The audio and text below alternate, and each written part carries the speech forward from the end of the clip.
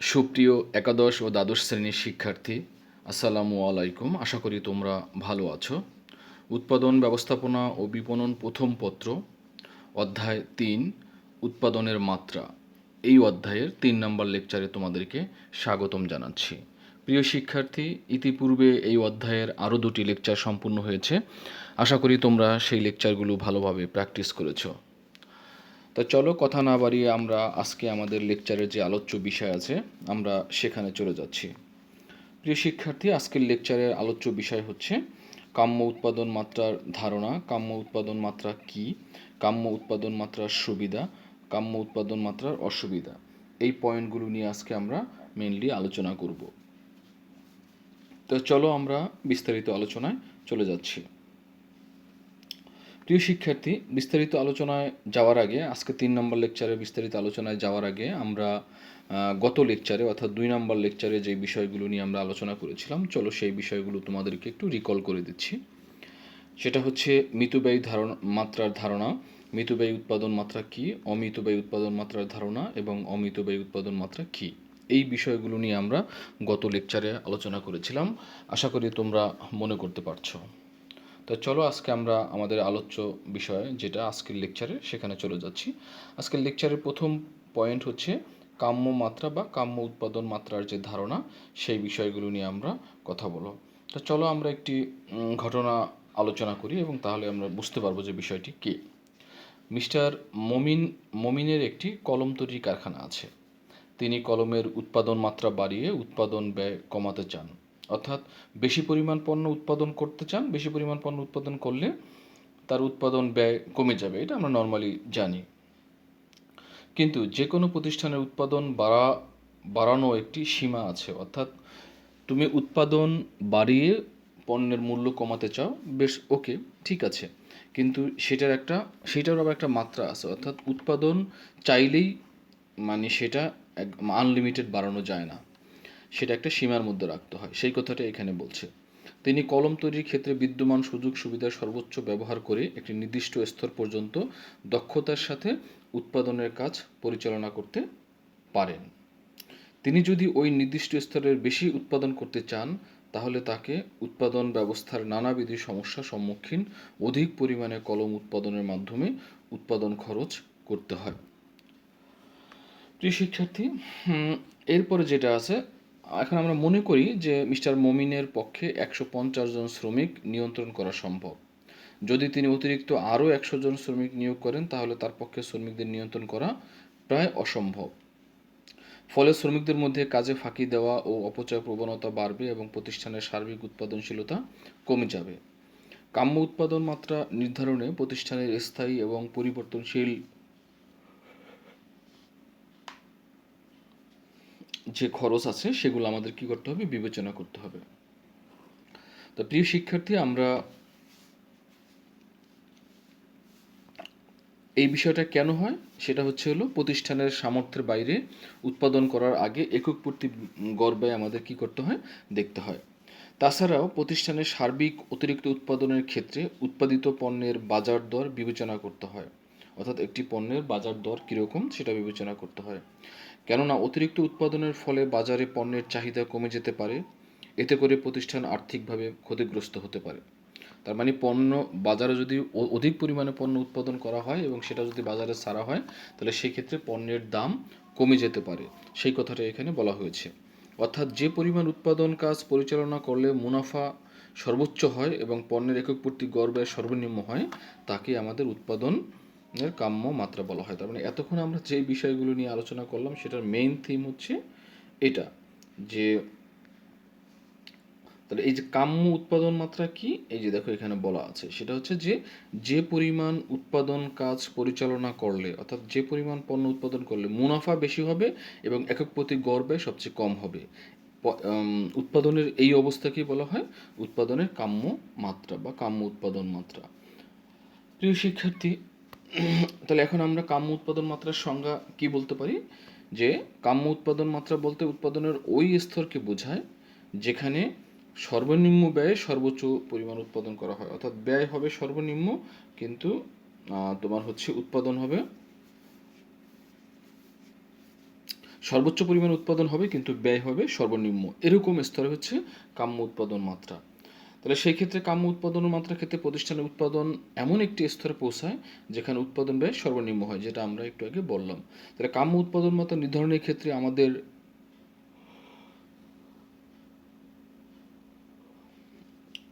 যে বিষয়টি খেয়াল রাখতে হয় সেটা হচ্ছে স্বল্প ও দীর্ঘমেয়াদী খরচ বিবেচনা করতে হবে। কারণ হচ্ছে স্বল্প এবং দীর্ঘমেয়াদী খরচগুলো আমাদের বিবেচনা করাটা খুবই জরুরি। দেখো এক্ষেত্রে কি আছে, দেখো ভাড়া, যন্ত্রপাতি, অবচয়, সুদ, উৎপাদনের উপকরণ সমূহ যেমন ভূমি, শ্রম, মূলধন সংগঠন এবং পরিচালনার দক্ষতা ও সম্পদের সদ্ব্যবহার নিশ্চিত করে একক প্রতি গড় ব্যয় কমিয়ে কাম্য উৎপাদন করা সম্ভব হয়। তাহলে এতক্ষণ আমরা যে বিষয়টি নিয়ে আলোচনা করলাম যে কাম্য উৎপাদন মাত্রা, তাহলে কাম্য উৎপাদন মাত্রার যে আমরা সারসংক্ষেপ বলতে পারি সেটা হচ্ছে যে এক্ষেত্রে প্রতিষ্ঠানের উৎপাদনের পরিমাণ সর্বোচ্চ হয় এবং প্রতিষ্ঠানের মুনাফা কি হয় সর্বোচ্চ হয়। মুনাফাও সর্বোচ্চ হবে, উৎপাদনের পরিমাণও সর্বোচ্চ হবে এবং কাম্য উৎপাদন মাত্রা একক প্রতি গড় ব্যয় এবং সর্বনিম্ন হবে। অর্থাৎ কোনো এক পিস পণ্য উৎপাদন করতে এই স্তরে সর্বনিম্ন খরচ হবে। কাম্য উৎপাদন মাত্রার ক্ষেত্রে স্বল্প এবং দীর্ঘমেয়াদী খরচ কী করতে হবে, বিবেচনা করতে হবে। তাহলে এই বিষয়গুলো আমরা কাম্য উৎপাদন মাত্রার ক্ষেত্রে দেখব। প্রিয় শিক্ষার্থী, তোমরা পাশে একটি চিত্র দেখতে পাচ্ছ। চিত্রের মাধ্যমে কাম্য উৎপাদন মাত্রার যে বিষয়গুলো আছে সেগুলো তোমাদের এখানে একটু বোঝানোর চেষ্টা করি। দেখো কোনো আমরা আমরা এখানে তিনটি কথা বলেছিলাম যে দেখো এটা হচ্ছে মিতব্যয়ী। প্রিয় শিক্ষার্থী দেখো এটা হচ্ছে মিতব্যয়ী, এটা হচ্ছে অমিতব্যয়ী, এটা হচ্ছে কাম্য উৎপাদন মাত্রা। তা মেনলি আমরা আজকে এইটা নিয়ে লেখাপড়া করতেছি, আর গত লেকচারে আমরা এটা এবং এই বিষয়টি নিয়ে আলোচনা করছি। দেখো মিতব্যয়ী, এই চিত্রের মাধ্যমে তুমি সব বুঝতে পারবা। মিতব্যয়ী মানে হচ্ছে উৎপাদন কি করতে হবে, উৎপাদন বাড়বে, যেটা হচ্ছে উৎপাদন, অর্থাৎ উৎপাদন বাড়বে। আর এটা হচ্ছে তোমার ব্যয়, এটা হচ্ছে তোমার ব্যয়। তো উৎপাদন বাড়ার সাথে সাথে ব্যয় কমে, দেখো এই যে এটা মানে হচ্ছে কমলো। আবার উৎপাদন বাড়ার সাথে সাথে ব্যয় বাড়লো। তার মানে উৎপাদন বাড়লে ব্যয় কমে, আবার বেশি বাড়াইলে ব্যয় হচ্ছে বাড়ে। আর কাম্য মানে হচ্ছে এমন একটা এই দুইটার মাঝখানে, অর্থাৎ এই যে মিতব্যয়ী এবং অমিতব্যয়ী এটার মাঝখানে, অর্থাৎ এই মিতব্যয়ের যে শেষ আর অমিতব্যয়ের হচ্ছে শুরু, আর এটাই হচ্ছে কাম্য উৎপাদন মাত্রা। অর্থাৎ কাম্য উৎপাদন মাত্রা হচ্ছে সর্বনিম্ন স্তর যেখানে উৎপাদন বাড়ানোর সাথে সাথে এবং ব্যয় অর্থাৎ একক প্রতি ব্যয় সর্বনিম্ন থাকে। অর্থাৎ এই স্তরে একক প্রতি ব্যয় সর্বনিম্ন থাকবে। দেখো এই যে ফোঁটা দিলাম আমি, এই ফোঁটাটা হচ্ছে দেখো এই লাইনের সর্বনিম্ন এবং এইটার হচ্ছে সর্বনিম্ন। তার মানে উৎপাদন ব্যয় এখানে কি থাকে, সর্বনিম্ন থাকে। আর এই স্তরকে বলা হয় কাম্য উৎপাদন মাত্রা। তোমাদেরকে একটু বোঝাচ্ছি, জুম করে দেখার চেষ্টা করতেছি। এখানে দেখো এটা হচ্ছে, দেখো এই যে এই ফোঁটাটা, এই স্তরটা হচ্ছে, দেখো এই স্তরের এই দিকে গেলে বাড়ে আর এই স্তরের এদিক থেকে এখানে আসলে কমে। তাহলে এইটাই হচ্ছে সর্বনিম্ন, অর্থাৎ আর এই সর্বনিম্ন ব্যয় যেটা, সেটা কি বলা হয়, কাম্য উৎপাদন মাত্রা।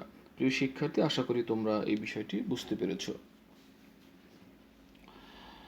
আচ্ছা, এরপরে হলো কাম্য উৎপাদন মাত্রার সুবিধা, অর্থাৎ এই কাম্য উৎপাদন মাত্রা আমাদের পণ্য উৎপাদন করলে কি কি সুবিধা হয় সেই বিষয়গুলো নিয়ে এখন আমরা আলোচনা করব। দেখো কাম্য উৎপাদনের মাত্রা সব ধরনের প্রতিষ্ঠানের জন্য কল্যাণকর, অর্থাৎ যেহেতু এই প্রতিষ্ঠানের একক প্রতি এই অবস্থা একক প্রতি ব্যয় কম এবং মুনাফা বেশি হয়, তার মানে এইটাই হচ্ছে বিজনেসের ক্ষেত্রে সবচেয়ে জরুরি। কাম্য উৎপাদনের মাত্রা সর্বনিম্ন ব্যয়ে সর্বোচ্চ পরিমাণ নিশ্চিত করা হয়। কাম্য উৎপাদনের মাত্রায় উৎপাদন করতে পারলে একটি উৎপাদনকারী প্রতিষ্ঠান নানাবিধি সুবিধা ভোগ করে থাকে। কি কি সুবিধা ভোগ করে সেই বিষয়গুলো নিয়ে আমরা একটু আলোচনা করি, পয়েন্টগুলো। সেটা হচ্ছে প্রথমে দেখো উৎপাদনশীলতা বেড়ে যায়, তারপর হচ্ছে বিশেষায়নের সুবিধা হয়, যন্ত্রপাতির সর্বোচ্চ ব্যবহার করা যায়, উপকরণের সব ব্যবহার করা যায়, কম মূল্যে পণ্য ভোগ করা যায়, উৎপাদনের দক্ষতা বেড়ে যায়, ব্যবসায় সম্প্রসারণের সুযোগ সৃষ্টি হয়, সর্বাধিক মুনাফা অর্জিত হয়, প্রতিযোগিতামূলক সুবিধা ভোগ করা যায় এবং কর্মসংস্থানের সৃষ্টি হয়। অর্থাৎ আমরা যদি কাম্য উৎপাদন মাত্রায় পণ্য উৎপাদন করতে পারি সেই ক্ষেত্রে আমরা এই সুযোগ সুবিধাগুলো আমরা পেয়ে থাকি। প্রিয় শিক্ষার্থী, চলো আমরা এবার একটু বিস্তারিত আলোচনা করে এই বিষয়টি নিয়ে। অর্থাৎ উৎপাদন বেড়ে যায় মানে হচ্ছে কাম্য উৎপাদন মাত্রায় উৎপাদন প্রতিষ্ঠানের উৎপাদনশীলতা সাহায্য করে। কেননা কাম্য উৎপাদনের মাত্রা প্রতিষ্ঠানের সবগুলো উপকরণের সদ্ব্যবহার হয়। অর্থাৎ যতগুলো উপকরণ আছে সবগুলো সর্বোচ্চ পরিমাণ ব্যবহার করা হয়। ফলে তোমার কি হয়, উপকরণ ব্যবহার করে আগের চেয়ে বেশি পরিমাণ পণ্য উৎপাদন করা যায়। বর্তমানে যে উপকরণ আমরা ব্যবহার করি তার চেয়ে বেশি উৎপাদন করা যায় আগের তুলনায়। বিশেষায়নের সুযোগ কথাটার মানে হচ্ছে যে ক্ষেত্রে কাজের ক্ষেত্রে বিশেষায়নের সুযোগ সৃষ্টি হয়। কেননা সর্বনিম্ন ব্যয়ে সর্বোচ্চ উৎপাদন নিশ্চিত করার জন্য কর্মীদের যোগ্যতা অনুযায়ী কাজ ভাগ করে দেওয়া হয়। অর্থাৎ কর্মীদের যোগ্যতা অনুসারে কাজ ভাগ করে দেওয়া মানে হচ্ছে কি, বিশেষ বিশেষ কাজের ক্ষেত্রে তোমাদের কি বিশেষ ধরনের কর্মীর সৃষ্টি হয়। এক্ষেত্রে যন্ত্রপাতির সর্বোচ্চ ব্যবহার করা হয়। যন্ত্রপাতির সর্বোচ্চ এমনভাবে ব্যবহার করা হয় যে যন্ত্রপাতির যেন ক্ষতি না হয় এবং উৎপাদনও যেন সর্বোচ্চ পরিমাণ হয়। এটাই হচ্ছে যন্ত্রপাতির সর্বোচ্চ ব্যবহার। উপকরণের যথাযথ ব্যবহার, অর্থাৎ কোনো একটা প্রতিষ্ঠানে যে পণ্য উৎপাদন করা হয় সেই পণ্য উৎপাদন করতে যা যা উপকরণ লাগে সেই উপকরণগুলোকে যথাযথ ব্যবহার করা হয়। অর্থাৎ কাম্য উৎপাদন মাত্রা ভোগ করা মানেই হচ্ছে যে উপকরণগুলোর যথাযথ ব্যবহার নিশ্চিত করা। প্রিয় শিক্ষার্থী, এরপরে যে উপাদানটি আছে সেটা হচ্ছে কম মূল্যে পণ্য ভোগ করা। দেখো, কাম্য উৎপাদন মাত্রায় পণ্য উৎপাদন করলে দেখো এই যেখানে যেটা তোমাদের বলছিলাম, একক প্রতি গড় ব্যয় সবচেয়ে কম থাকে। অর্থাৎ কোনো একটি পণ্যের উৎপাদন খরচ সবচেয়ে কম হয়। তাহলে কোনো একটি পণ্যের উৎপাদন খরচ যদি কম হয় তার মানে কি, জনগণ কম মূল্যে পণ্য ভোগ করতে পারে। সাধারণত কোনো একটা কোম্পানি এই উৎপাদন ব্যয়ের উপরে একটা নির্দিষ্ট পরিমাণ পার্সেন্টেজ ধরে মুনাফা করে। তার মানে হচ্ছে সে তার কাস্টমারের জন্য কম মূল্যে পণ্য বিক্রি করার সুযোগ সৃষ্টি করতে পারলো। এরপর হচ্ছে ব্যবস্থাপনার দক্ষতা বেড়ে যায়। প্রিয় শিক্ষার্থী, কাম্য উৎপাদন মাত্রা এমন একটি স্তর যেখানে খুব ক্যালকুলেটিভ ওয়েতে এবং হচ্ছিল দক্ষতার সাথে কাজ করতে হয়। অর্থাৎ মিতব্যয়ের শেষ প্রান্ত অমিত ব্যয়েরও আবার অর্থাৎ মিতব্যয়ের শেষ অমিত ব্যয়ের শুরু। এই যে শেষ এবং শুরু দুইটা পয়েন্টের এটাকে সবসময় মেজারমেন্টে ঠিক রাখতে হয়। যদি এইটার এদিক ওদিক হয়ে যায় তার মানে হচ্ছে হয় এটা মিতব্যয়ী হয়ে যাবে, না হলে অমিতব্যয়ী হয়ে যাবে। এই জন্য কাম্য উৎপাদনের মাত্রা দক্ষতা কি বাড়াতে হবে এবং প্রতিষ্ঠানের দক্ষতাও, কর্মীদের দক্ষতাও কি বলতো সেই অনুসারে বেড়ে যায়। এরপরে আমরা যে বিষয়টি নিয়ে আলোচনা করব সেটা হচ্ছে, প্রিয় শিক্ষার্থী, সেটা হচ্ছে ব্যবসা সম্প্রসারণের সুযোগ সৃষ্টি হয়। তাহলে কাম্য উৎপাদন মানে হচ্ছে একটা বিজনেসের সর্বদিক দিয়ে ভালো অবস্থান। তা কোনো একটা প্রতিষ্ঠান যদি সর্বদিক দিয়ে ভালো অবস্থানে থাকে তার মানে কি, তার মানে হচ্ছে ওই প্রতিষ্ঠানের মুনাফা বৃদ্ধি পাচ্ছে। আর মুনাফা বৃদ্ধি পাওয়াই মানে হচ্ছে সে আরও নতুন নতুন ব্যবসা প্রতিষ্ঠান খুলতে পারবে এবং নতুন নতুন ব্যবসা প্রতিষ্ঠান সুযোগ সৃষ্টি হবে। প্রিয় শিক্ষার্থী, সর্বাধিক মুনাফা অর্জন তার মানে হচ্ছে যদি সমস্ত দিক ঠিক থাকে তার মানে কি মুনাফাটা এখানে বলাই আছে সংজ্ঞার মধ্যে যে সর্বোচ্চ পরিমাণ মুনাফা এখানে অর্জন করা যায়। এরপর দেখো, প্রতিযোগিতামূলক সুবিধা ভোগ করা। অর্থাৎ প্রতিযোগিতামূলক সুবিধা ভোগ করা মানে হচ্ছে আমি যেই পণ্য উৎপাদন করতেছি সেই পণ্য অন্য আমার কম্পিটিটর যারা আছে তারা যে উৎপাদন করে তার চেয়ে আমি কম মূল্যে ভালো কোয়ালিটির পণ্য উৎপাদন করতে পারতেছি। তার মানে তার চেয়ে আমি বেশি সুযোগ সুবিধা ভোগ করতেছি। অর্থাৎ আমি কম দামে বেশি পণ্য বিক্রি করতে পারবো সেম কোয়ালিটির অন্যের তুলনায়। এটা আমার জন্য একটা সুবিধা। সর্বোপরি আমরা যে বিষয়টি নিয়ে আলোচনা করব যে কাম্য উৎপাদন মাত্রা মানে হচ্ছে একটা উৎপাদনের যতগুলো উপাদান আছে এবং যতগুলো ইন্ডিকেটর আছে সবগুলো ভালোভাবে কাজ করতেছে। বা সবগুলো ভালোভাবে কাজ করা মানে হচ্ছে যে ওই প্রতিষ্ঠানের অধিক পরিমাণে কর্মসংস্থানের সুযোগ সৃষ্টি হওয়ার সম্ভাবনা থাকে। প্রিয় শিক্ষার্থী, এতক্ষণ আমরা কাম্য উৎপাদন মাত্রার সুবিধাগুলো নিয়ে আলোচনা করলাম। তোমাদেরকে বলেছিলাম যে প্রত্যেকটা বিষয়েরই যেমন সুবিধা থাকে কিছু অসুবিধাও থাকে। তা চলো এবার আমরা কিছু অসুবিধা নিয়ে আলোচনা করব কাম্য উৎপাদনের মাত্রা।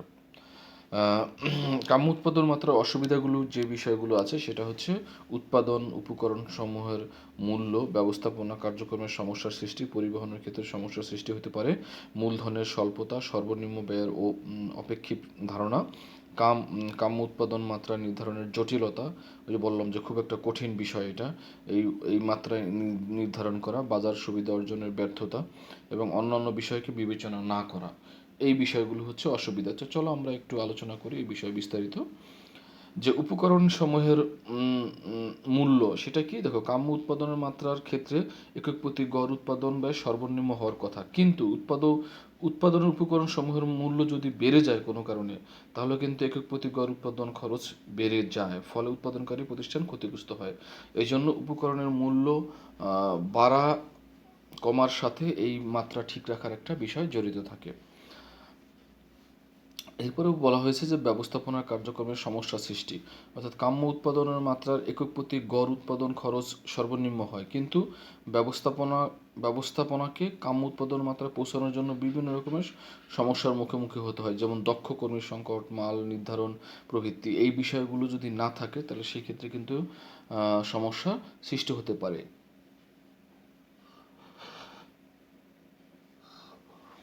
প্রিয় শিক্ষার্থী, এরপরে হচ্ছে পরিবহনের ক্ষেত্রে সমস্যার সৃষ্টি হয়, কারণ কাম্য উৎপাদনের মাত্রা মানে কি সর্বোচ্চ পরিমাণ উৎপাদন করা হয় এবং এই পরিমাণ পণ্য ক্রেতাদের কাছে পৌঁছানোর ক্ষেত্রে একটা চ্যালেঞ্জ থাকে। সেই চ্যালেঞ্জ মোকাবেলা যদি না করা যায় তাহলে সেই ক্ষেত্রে এটা একটা সমস্যা হিসেবে দেখা দিতে পারে। এরপরে দেখো, মূলধনের স্বল্পতা। এই কথার মানে হচ্ছে যে কাম্য উৎপাদন মাত্রার জন্য প্রতিষ্ঠানের পর্যাপ্ত পরিমাণে মূলধন থাকা প্রয়োজন, কারণ এই ক্যালকুলেটিভ ওয়েতে উৎপাদন করা প্রতিষ্ঠানের জন্য অনেক ধরনের মূলধনের যোগান দেওয়ার প্রয়োজন থাকতে পারে।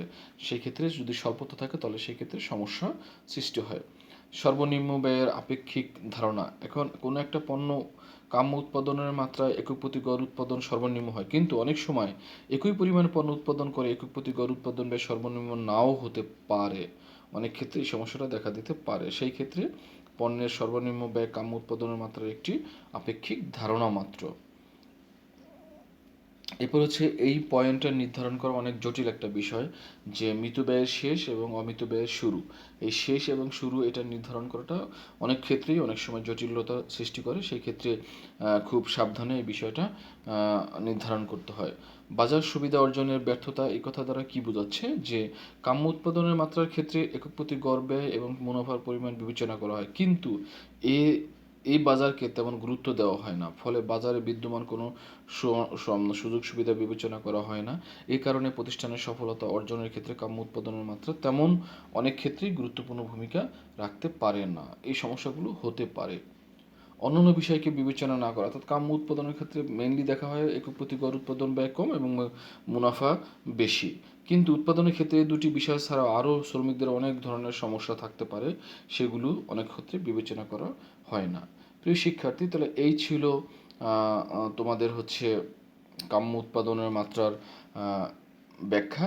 তোমাদেরকে একটি সংখ্যার মাধ্যমে আমি কাম্য উৎপাদনের মাত্রা একটু বোঝানোর চেষ্টা করি। প্রিয় শিক্ষার্থী, তোমরা দেখো, ধরো একটা প্রতিষ্ঠান যখন 20 একক পণ্য উৎপাদন করে তখন মূল্য মনে করো 10 টাকা, 30 একক উৎপাদন করলে মূল্য মনে করো 15 টাকা, আবার 40 একক উৎপাদন করে মূল্য আবার কি হইলো, বেড়ে গেল, আবার মনে করো 12 টাকা।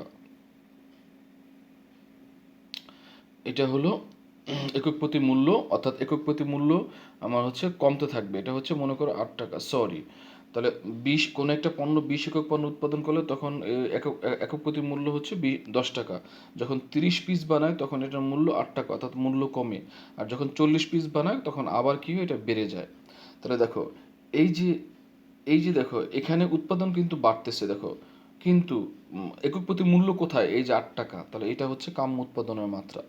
এটা হচ্ছে কাম্য উৎপাদন, অর্থাৎ এই যে একক প্রতি যে দর থাকে এই রোর মধ্যে যেই মূল্যটা সবচেয়ে কম, সেটাই হচ্ছে কাম্য উৎপাদনের মাত্রা। দেখো, কাম্য উৎপাদনের মাত্রা আগে হচ্ছে বাড়ে, আবার কাম্য উৎপাদনের পরে আবার বাড়ে।